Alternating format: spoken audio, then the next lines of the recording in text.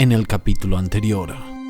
¿Por qué tardaron tanto tiempo en reportar esto, siendo que habían señales obvias de algún problema con esta familia? La persona que estaba usando la computadora entró a páginas web referentes a México, las que podría ser tan grave como para escaparse, no dejar rastros, no avisar a nadie, dejar el vehículo estacionado en la frontera. El 15 de noviembre de 2013 se confirmó que los restos eran pertenecientes a la familia McStay.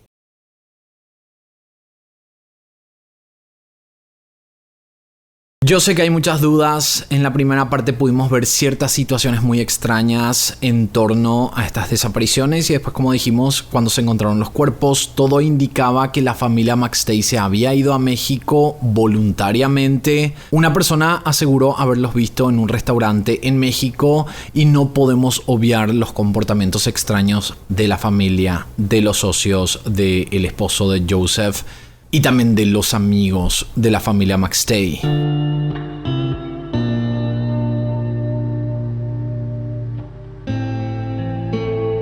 Primeramente, sí es cierto, la familia hizo cosas extrañas durante los años de las desapariciones. La madre había hecho estas maletas con las ropas de los McStay. Nunca se supo qué ella hizo con esto o por qué ella estaba haciendo estas maletas. El reporte oficial de desaparición, o sea, la denuncia de la desaparición de la familia, se tardó mucho tiempo en hacerse.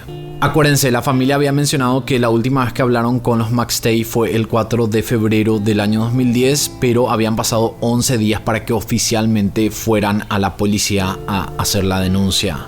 El hermano inclusive fue en 2 ocasiones. Los perros estaban siendo alimentados por servicios de protección animales. ¿Y cómo puede ser? Esta fue la duda que teníamos en la primera parte. ¿Cómo puede ser que con tantas señales de no poder ponerse en contacto con ellos tardaran 11 días en total en aceptar que estaban desaparecidos y hacer la denuncia?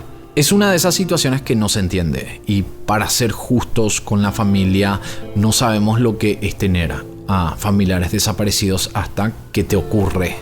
Yo hoy por hoy podría responder que si en 24 horas no puedo ponerme en contacto con alguien que además se nota que es un comportamiento no común en esa persona, me iría rápidamente a denunciar, pero la verdad es que no sabemos qué hay detrás de este caso, si es que hay secretos que no se hicieron públicos. Podría ser que la familia intentó reportar, pero les dijeron que esperaran más tiempo. Eso suele pasar en estos casos, y más todavía cuando estamos hablando de una familia entera, que es muy poco común.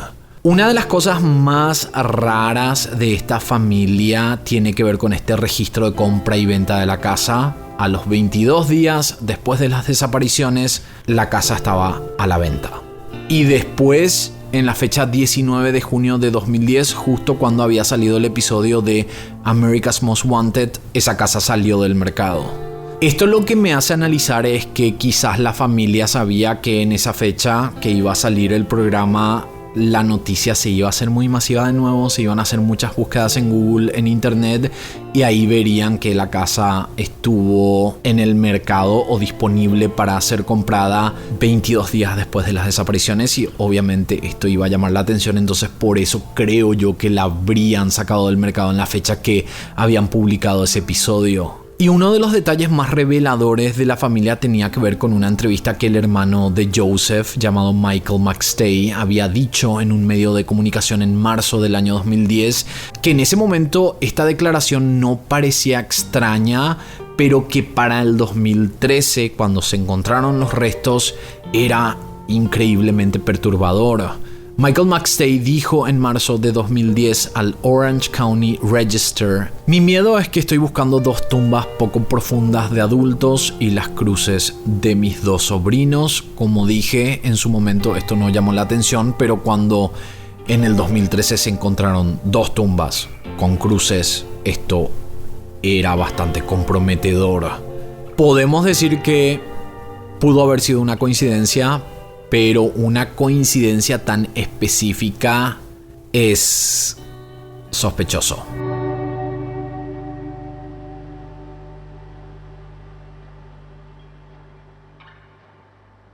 Ustedes saben que la última persona en ver con vida a alguien suele ser la mayor sospechosa, y con MacGyver además habían razones para sospechar de él. No solo fue el último en ver a parte de la familia, sino que de la nada, cuando él se había ido a la residencia para hablar con la madre de Joseph, había apuntado al sillón diciendo que él había visto un cobertor un día antes de las desapariciones y que ese cobertor ya no estaba ahí. Para mí, por lo menos, me parecería como una confesión indirecta, o da a entender eso. Lo peor de todo fue que ese mismo cobertor habría sido encontrado en las tumbas ilegales, lo cual enlaza mucho más con esta declaración. Pero lo que a mí más me hace dudar de este hombre es haber apuntado algo que era ordinario. O sea, era algo que no tenía realmente importancia, creo yo. Ver un cobertor que se pudo haber sacado, que cualquiera de la familia pudo haber sacado, eso para mí, haber señalado algo ordinario dentro de la casa, me hace dudar.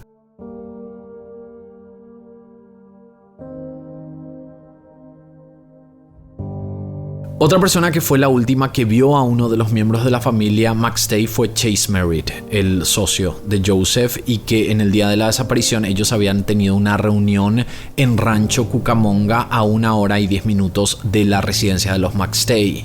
No solo él fue el último en verlo con vida, sino que hubo ciertas evidencias extrañas en contra de este hombre.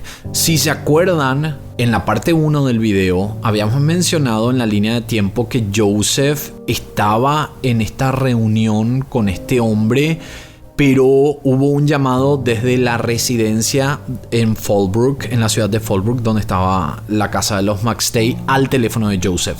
Durante esta llamada, al ser registrada por las autoridades, aseguraron que el teléfono celular de Joseph había captado una señal desde una torre cerca de la residencia, lo que quería decir que Joseph ya no estaba en Rancho Cucamonga, pero en la declaración de este hombre decía que supuestamente él seguía ahí. La línea de tiempo de llamadas también es confusa porque hubo llamadas entre el teléfono de Joseph y el de Chase mientras ellos estaban en la misma ciudad, y supuestamente ellos estaban reunidos, lo cual hace que todos estos movimientos sean sospechosos y no concuerden con las declaraciones de este hombre, del socio de Joseph.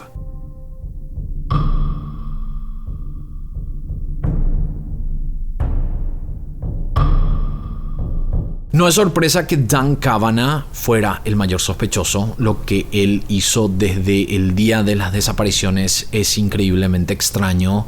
La familia desaparece un 4 de febrero de 2010 y luego se encuentra un cambio de nombre en documentos de la empresa de Joseph al nombre de esta persona. Además, este socio había retirado un total de $9,000 en 3 diferentes transacciones. El problema que la policía tenía con esta persona, que había realizado ciertas acciones sospechosas que daban a entender que él sabía que la familia había desaparecido. El problema que las autoridades tenían era que él se encontraba a 4,000 kilómetros de distancia cuando ocurrieron las desapariciones, en Hawái. Y supuestamente esta coartada había sido corroborada de diferentes maneras, con testigos. La novia de Dan Cavanagh también había mencionado que estaban juntos en Hawái, movimientos de tarjetas de crédito, o sea, todo indicaba que era verdad que él se encontraba en Hawái al momento de las desapariciones. Y esto hacía que estas evidencias del movimiento de dinero terminaran siendo evidencias circunstanciales que no lo ubicaban exactamente en el lugar de los hechos. Eso tampoco significaba que no podría haber sido el autor intelectual, porque fácilmente pudo haberle contratado a alguien sabiendo que podría quedarse con el dinero de la empresa, pero luego de las desapariciones y por 3 años, Dan Cavanagh no obtuvo ningún beneficio aparte de esos $9,000 que él había retirado en su momento. Lo que las autoridades encontraron aparte con este hombre es que habían razones para que Dan se deshiciera de Joseph. Se encontraron evidencias que la relación entre Dan y Joseph no era la mejor. Al parecer Joseph lo iba a sacar de la empresa. Dan se sentía dolido y menospreciado, entonces las autoridades lo pudieron vincular en parte con las motivaciones, Y también con estas evidencias del robo, pero no había evidencias que digan que él hubiera estado implicado en las desapariciones y mucho menos en los asesinatos 3 años y medio después.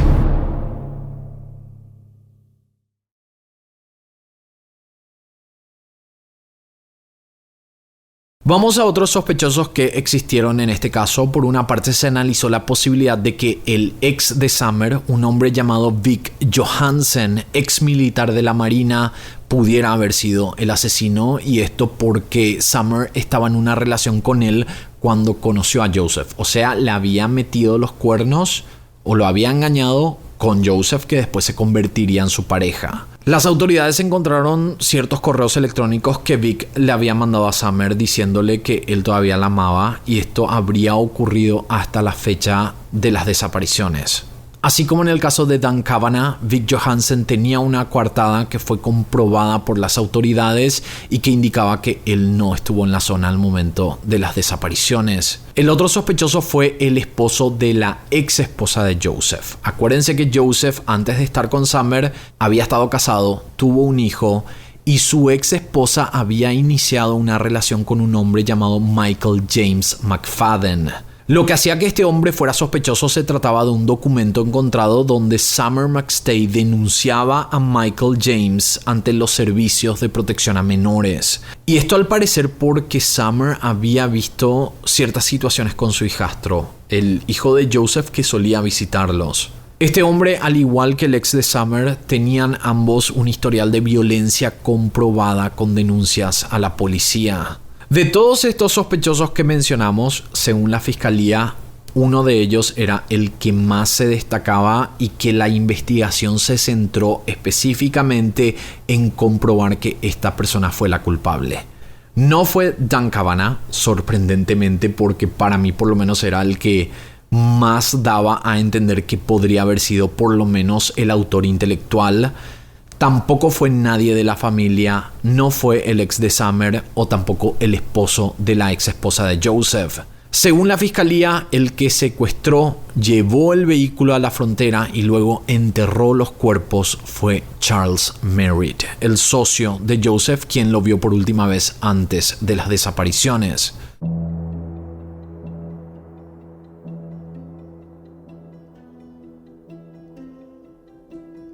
Chase Merritt, como dijimos en tantas ocasiones en este video y también en la primera parte, era el socio de Joseph. Él, en esta fábrica de fuentes de agua, se encargaba de el trabajo duro, por decirlo de alguna manera. Él era el que construía estas fuentes, mientras que Joseph se encargaba de la parte de números, de la parte más de negocios dentro de la empresa, mientras que Dan Cavanagh era el que se encargaba de internet, de la página web y las ventas online. Chase Merritt había dicho a los investigadores que el 4 de febrero de 2010, el día de las desapariciones de la familia, él y McStay fueron a almorzar en un restaurante Chick-fil-A en Rancho Cucamonga para esta reunión de negocios que ellos habían pautado. Chase en todo momento colaboró con la investigación. Él hablaba con la familia y dio unas cuantas entrevistas en medios de comunicación. Aquí es cuando ciertas cosas que él dijo en estas entrevistas a medios fueron analizadas como declaraciones de alguien que sabía qué pasó con los McStay. En una entrevista con CNN, Chase Merritt mencionó: "Yo fui el último en ver a Joseph con vida". Y lo que llamó la atención de esta frase fue que la entrevista se había realizado en el año 2010, cuando todavía no se habían encontrado los restos y la mayoría pensaba que la familia se encontraba en México. Entonces, decir que él fue el último en verlo con vida daba a entender que él sabía que no estaba vivo. O si no, él hubiera dicho: "Yo fui el último en verlo antes de desaparecer". En otra entrevista para el Daily Mail, también realizada antes de encontrarse los restos, Chase Merritt dijo: "Joseph era mi mejor amigo en tiempo pasado". En investigaciones criminales, cuando hay un sospechoso en la mira, los investigadores utilizan una técnica llamada en inglés Statement Analysis, que sería análisis declarativo, y voy a explicar esto porque realmente es muy interesante y quizás ustedes puedan utilizar en su día a día para saber si es que, por ejemplo, su pareja les miente. Y esto que voy a mencionar a continuación viene directamente de un artículo escrito por el FBI y que está publicado en su página web oficial. El análisis declarativo se divide en 4 factores. Y escúchenme porque en serio les va a encantar esto y quiero que después pongan en práctica en sus vidas. El primer factor en un análisis declarativo es la información superflua, que es cuando una persona menciona o habla o dice cosas que no tienen nada que ver con lo que se está hablando o respondiendo. Es como que intenta desviar la atención del foco de la conversación porque posiblemente le incomoda responder. También puede ser cuando la declaración tiene demasiados detalles, como que el sospechoso se acuerda de cada segundo, pensando que esto le daría mayor credibilidad, pero en verdad es una señal de mentira. Voy a hablar del último factor, pero voy a mencionar los 2 factores del medio. Uno de ellos es falta de convencimiento y lo otro es balanza de la declaración. Pero el último factor, que me parece uno de los más interesantes, es partes de una declaración. Ese es el último factor. En este factor se analizan los pronombres sustantivos y los verbos. Y les voy a dar ejemplos de cada uno para que se entienda mejor. Vamos a suponer que le preguntas a tu pareja qué hizo en el día. Y tu pareja responde: yo hoy me fui al trabajo, me fui a comer algo, jugué fútbol con mis amigos y después volví a la casa. Si ven esa frase, parece una frase normal, pero cuando el FBI está analizando a un sospechoso, ellos analizan esta frase en estas diferentes partes de sustantivo, pronombre y verbo. Por ejemplo, en esta frase, el pronombre me es utilizado cuando una persona no tiene miedo de identificarse dentro de una situación. Pero cuando una persona no usa este pronombre, hay una potencialidad de mentira. Si es que vemos de nuevo esta frase de ejemplo que te había dicho tu pareja, la persona no utilizó el pronombre me cuando habló de ir a jugar al fútbol, mientras que en las otras actividades sí utilizó dicho pronombre. Entonces, aunque esto no significara que la persona hubiera mentido, se le da un análisis mayor a la actividad de ir a jugar fútbol porque existe un desapego personal y se empiezan a hacer preguntas sobre esa actividad hasta encontrarse inconsistencias. No sé si se entendió, pero a mí me parece súper interesante. Otro componente dentro de las partes de una declaración es la utilización de sustantivos y verbos. En el caso de sustantivos es cuando alguien tiene un desapego emocional con una persona al declarar. Uno de los mayores ejemplos es el caso de Chris Watts. Yo había hecho ese video, es más, había incluido este análisis del desapego emocional porque él, en una declaración que había dicho en los medios de comunicación, él habla de sus hijas como las niñas en vez de decir mis hijas, y eso es un desapego emocional que podría significar que él se está desvinculando emocionalmente de sus hijas, y obviamente sabemos hoy por hoy que Chris Watts asesinó a sus hijas. Y cuando hablamos de verbos, que es el tercer análisis dentro de las partes de una declaración y creo que es la más conocida, es los ejemplos de pasado, presente y futuro. Y en el caso de Chase Merritt, él había utilizado en esa frase, en esa declaración en medios de comunicación, el verbo pasado, dando a entender que él sabía qué había pasado con esta persona. Quería explicarles esto porque cuando leí me pareció súper interesante y quizás, como dije, pueden aplicar en su día a día para saber si es que alguien les está mintiendo. Si no usan el me, háganle que les explique qué hizo esa persona en su día, y si en algún momento no usa me fui, yo me fui, es porque se está desapegando de esa actividad y probablemente ahí es donde hay que indagar un poco más. Otra evidencia en contra de Chase Merritt tenía que ver con la plataforma QuickBooks, que es una página para el manejo financiero de una empresa, donde en esta plataforma figuran los tipos de gastos, cheques cobrados, pagos realizados, impuestos, y también se pueden hacer pagos directamente desde esta plataforma.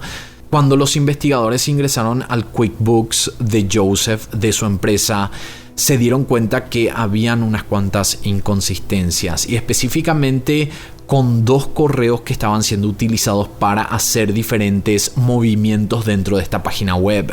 Uno de estos correos era contact@earthinspiredproducts.com y el otro correo, que era el correo secundario, era custom@earthinspiredproducts.com. Se pudo corroborar que ese primer correo que iniciaba con contacto, con contact, fue el que Joseph solía utilizar para hacer transacciones. O sea, todas las transacciones en los últimos años se habían hecho con este correo. Pero en las fechas 1, 2, 4, 5 y 8 de febrero se había utilizado el segundo correo, que era custom. No se pudo corroborar quién manejaba este segundo correo, pero estas misteriosas transacciones por más de $25,000 a inicios de febrero se habían mandado a Chase Merritt. Chase Merritt desde 1977 tuvo 9 condenas por robos hasta el año 2001, entonces no era sorprendente analizar que él pudo haber realizado estas transacciones y haber robado el dinero. Lo que la fiscalía cree y presentó en el juicio fue que luego de las transacciones del 1, 2 y 4 de febrero, Joseph se percató de estos movimientos, fue hasta Rancho Cucamonga para hablar con Chase, luego se pelearon y Joseph amenazó con denunciarlo a la policía porque había visto que le estaban robando dinero. Y por eso, según la fiscalía, Chase fue el que asesinó a la familia. Testigos también mencionaron que Chase y Joseph no tenían una relación excelente, es más, se hablaba de quejas permanentes de Joseph en contra de Chase por su ineficiencia y hasta llegó a decirle a algunos amigos que creía que Chase le estaba robando. Los investigadores también descubrieron, y esto fue todo lo que se presentó en el juicio, descubrieron que Chase le debía a Joseph aproximadamente $30,000 que él le había prestado para cubrir una deuda. Aparte también Chase debía $20,000 en impuestos. Entonces acá estamos hablando de una deuda total de $50,000, pero $30,000 a Joseph. Y ustedes saben que deberle impuestos al gobierno de Estados Unidos tiene penas carcelarias, entonces no es un tema muy leve y podría ser parte de la motivación estar desesperado por tener dinero para poder pagar esto. Lo otro que se descubrió con el perfil de este hombre tenía que ver con su adicción a las apuestas, a los casinos. Él gastaba todo su dinero en apuestas, pero era de una manera masiva. Estamos hablando de miles y miles y miles de dólares cada vez que iba a un casino. De igual manera, todo esto era circunstancial, porque a pesar de haber encontrado en el QuickBooks que el dinero se había enviado a su nombre, no se podía confirmar que él había realizado esto. Y acuérdense, en los juicios hay que tener 100% seguro que esa persona fue la que realizó esto para poder condenarlo. Entonces habían demasiadas pruebas circunstanciales y por eso inicialmente él había sido sospechoso, pero no lo pudieron arrestar. Cuando en noviembre de 2013 los motociclistas encontraron los restos de la familia McStay en el desierto de Mojave, las autoridades realizaron una autopsia que concluyó que la causa de muerte fue por traumatismo por objeto contundente y la identificación de los cuerpos se había realizado con el registro dental. En una de las tumbas además encontraron un mazo de 1,5 kilos que habría sido el arma homicida. En la tumba A fueron enterrados Summer con su hijo mayor, mientras que en la tumba B estaba Joseph con el hijo menor. Lo que llevó finalmente al arresto de Chase Merritt como el mayor sospechoso de los asesinatos fue el análisis telefónico que lo ubicaba a través de la geolocalización en la zona donde estaban las tumbas en la fecha 6 de febrero de 2010, o sea, 2 días después de las desapariciones. Y así, el 5 de noviembre de 2014, estamos hablando de más de 4 años después de estos hechos, Chase Merritt fue llevado a prisión con 4 cargos de asesinato. Hubo muchísimos detalles que se presentaron en el juicio. La verdad es que vamos a necesitar por lo menos 3 videos más para hablar de todo lo que se encontró, pero lo que sí quiero mencionar es que en el juicio se había demostrado que se encontró ADN de Chase Merritt dentro de la camioneta de Joseph en el manubrio, y esto indicaba para la fiscalía que él fue el último que manejó el vehículo y que él probablemente había abandonado este auto cerca de la frontera con México. Con muchas evidencias en su contra y una motivación clara, Chase Merritt fue condenado a muerte en California el 20 de enero de 2020 y él sigue en el corredor de la muerte esperando la fecha de su ejecución, porque tenemos que decir que en California desde el año 2006 que no se realizan ejecuciones, porque el gobernador actual ordenó que durante su mandato todas las penas de muerte se tendrían que pausar Aparentemente él no está de acuerdo con esta medida, así que hasta el lanzamiento de este video no se ha confirmado una fecha específica para finalizar este proceso. Aunque este caso está resuelto, hay un culpable, hay un condenado, vamos a hablar de las hipótesis porque de igual manera existen demasiadas teorías alrededor de este caso porque realmente hay muchas inconsistencias, inclusive demostradas en el juicio.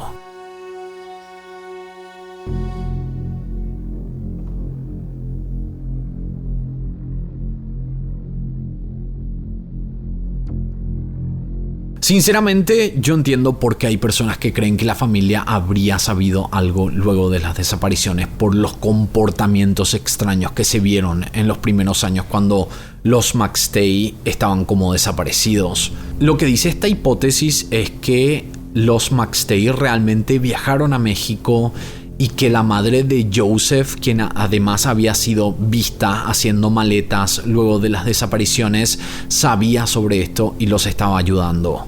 Lo otro que hace dudar sobre si la familia sabía o no sobre el hecho son detalles bastante importantes. Primero, como dijimos, se tardaron 11 días para reportar las desapariciones, siendo que desde el día 1 ya sabían supuestamente que la familia entera no daba señales de vida.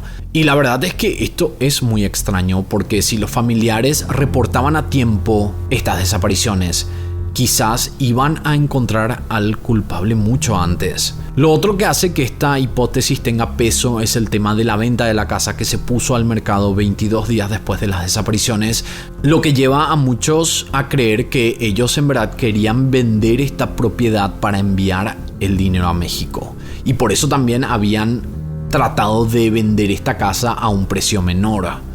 Hablemos del hermano, Michael McStay, porque hay un dato clave también que hace que esta hipótesis vaya más hacia el lado de la familia. Porque en los años 90, Michael y Joseph eran socios. Eran hermanos, pero eran socios. Ellos habían formado una empresa de fuentes de agua, la misma empresa que Joseph tenía solo. En los 90, ellos se asociaron, armaron esta empresa, funcionó por un tiempo. Llegaron a tener ganancias hasta que se pelearon, llegaron a demandarse y luego fue cuando Joseph cerró la empresa anterior, dejó a su hermano y abrió su propia compañía. Hay versiones de que supuestamente Michael después abrió su propia empresa y que su hermano le había prestado dinero y esto comprobaba que supuestamente después de un tiempo estaban ya bien. Pero ahí tenemos que analizar por qué Michael se tardó 11 días en reportar las desapariciones. Eso es algo que a mí no me convence y me parece muy sospechoso. Todo esto hace que esta hipótesis tenga bastante fuerza. Hay gente que cree que realmente la familia sabe qué pasó. No sé exactamente si sobre los asesinatos, pero quizás sí sobre el viaje a México.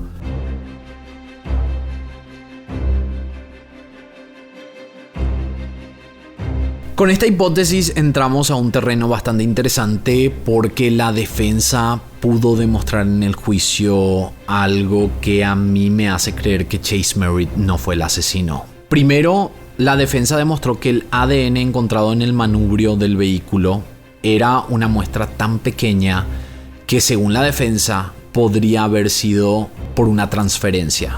O sea, cuando Joseph se reunió con Chase, se dieron un apretón de manos y luego Joseph volvió manejando hasta su casa, entonces transfirió ADN de Chase en el manubrio. Eso es lo que la defensa pudo comprobar. Segundo, cuando se hizo la autopsia de los restos, se había encontrado ADN en una cuerda que estaba alrededor del cuello de Joseph. Estamos ya hablando de los cuerpos sin vida. Esta muestra fue llevada al laboratorio y no concordaba con ningún familiar ni amigo de la familia McStay, ni tampoco concordaba con Chase Merritt, lo que quería decir que una persona desconocida fue la que manipuló esa cuerda en ese momento. Y les voy a decir la verdad, para mí estas dos evidencias que se demostraron en el juicio me hacen creer a mí que hay duda razonable. Y ustedes saben que en un juicio en Estados Unidos no puede existir duda razonable y si existe, la persona no puede ser condenada. Entonces a mí es como que Me sigue confundiendo este caso con cada nueva evidencia que va apareciendo. Después está lo de la geolocalización del teléfono. Acuérdense que Merritt había sido ubicado con el teléfono el 6 de febrero en la zona donde se encontraron los cuerpos. Y acá tenemos que mencionar algo sobre esta geolocalización, porque acuérdense que yo había mencionado que Chase Merritt estaba obsesionado con las apuestas. A él le encantaba ir a los casinos y uno de sus destinos más comunes era Las Vegas porque le quedaba demasiado cerca. Y si nosotros podemos trazar el camino desde Rancho Cucamonga, donde él vivía, a Las Vegas, cruza exactamente en esa ruta del desierto del Mojave donde se habían encontrado los cuerpos. Entonces, que él hubiera sido visto en esa zona o que su GPS hubiera pasado por ahí, realmente no dice demasiado.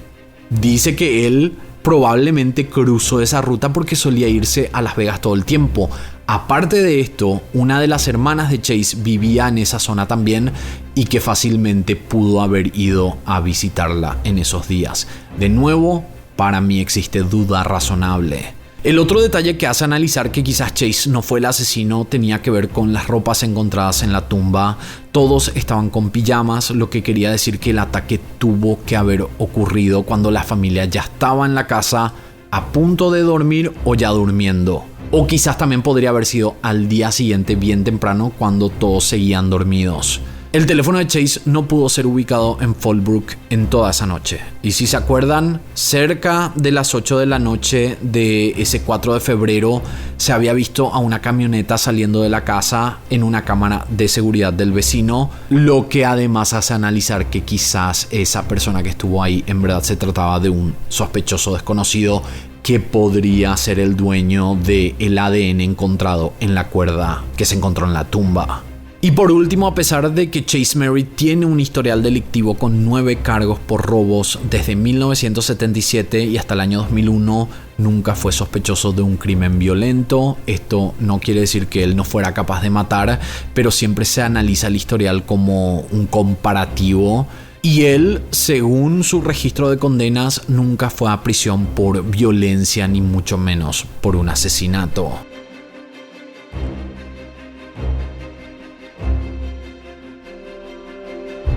Algo interesante con el juicio fue que la defensa trató de demostrar que Dan fue el responsable de las muertes, que supuestamente él contrató a un sicario y de esa manera se iba a quedar con el dinero. Las evidencias demostraban que Dan Cavanagh robó dinero de las cuentas de Joseph. Eso estaba demostrado. También estaba esto del documento que también se comprobó que fue Dan Cavanagh, que demostraban que él había cambiado estos documentos del nombre de Joseph a su nombre.